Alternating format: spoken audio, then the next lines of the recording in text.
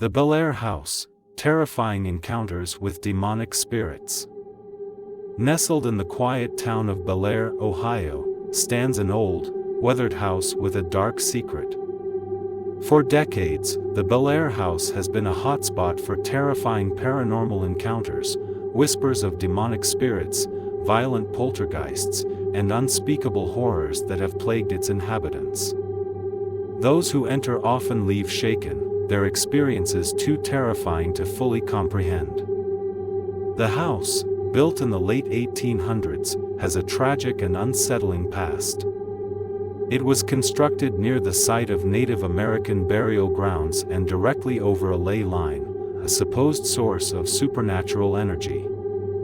Even more disturbing, it sits a short distance from the Ohio River, where frequent drownings, including that of Edwin Hetherington, the original owner's brother, have taken place. Locals whisper that this proximity to death has drawn something far more sinister into the home, something dark, ancient, and hungry for suffering.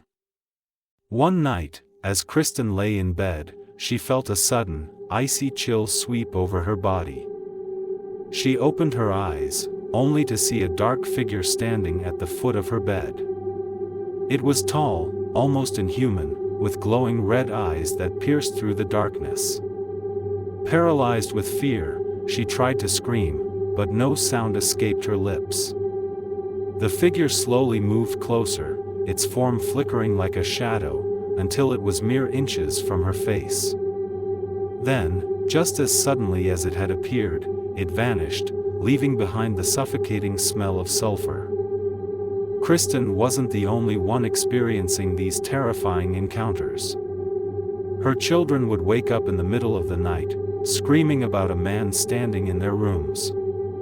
Objects would fly across the room without warning, and the walls seemed to come alive with disembodied voices.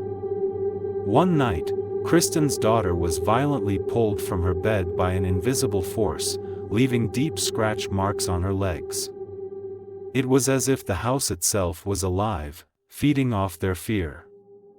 The summoning of dark entities desperate for answers, Kristen reached out to paranormal investigators, who confirmed her worst fears. The house was infested with not just ghosts but something far darker. During one investigation, a psychic medium made a horrifying discovery. She sensed not just one, but multiple demonic entities lurking within the house. The spirits seemed to be drawn to the tragedy surrounding the house's past, but there was one entity in particular that stood out, a malevolent force unlike anything the medium had ever encountered. It was ancient, angry, and powerful. During one chilling session, the medium attempted to make contact with the spirits. As soon as she began, the temperature in the room plummeted. The air grew thick, almost suffocating, and a low growl echoed through the walls. Suddenly, the medium's face contorted in pain as she screamed out, "It's here! It's here!" before collapsing to the floor. When she regained consciousness, she had no memory of what had happened, but the fear in her eyes was unmistakable. She warned Kristen to leave the house immediately, claiming that whatever was inside would not stop until it had consumed them all. Despite the warnings, leaving wasn't easy.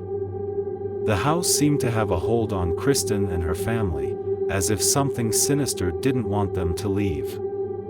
Every attempt to move out was met with disaster, cars breaking down, financial troubles, and even inexplicable accidents.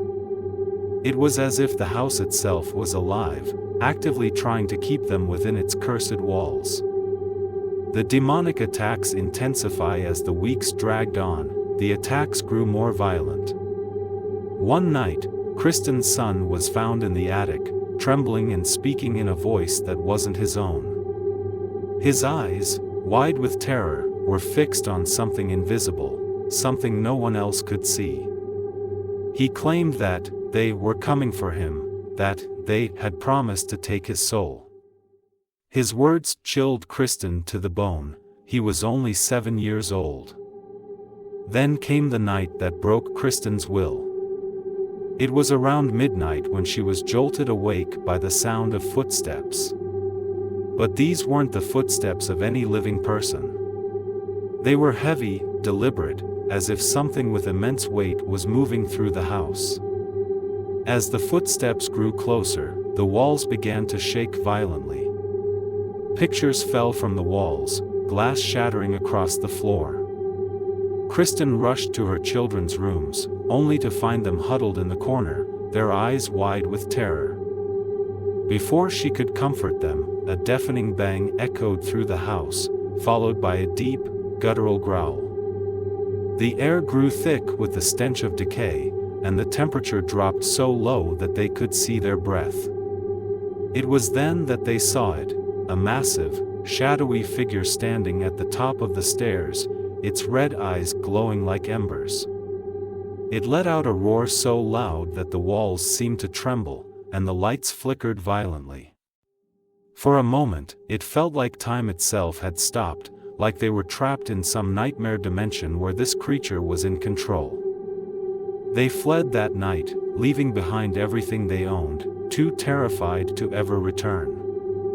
Kristen later learned that the Bellaire House had been a site for seances in the early 1900s, and it was believed that the portal to the spirit world had never been properly closed. Whatever was summoned back then had never left.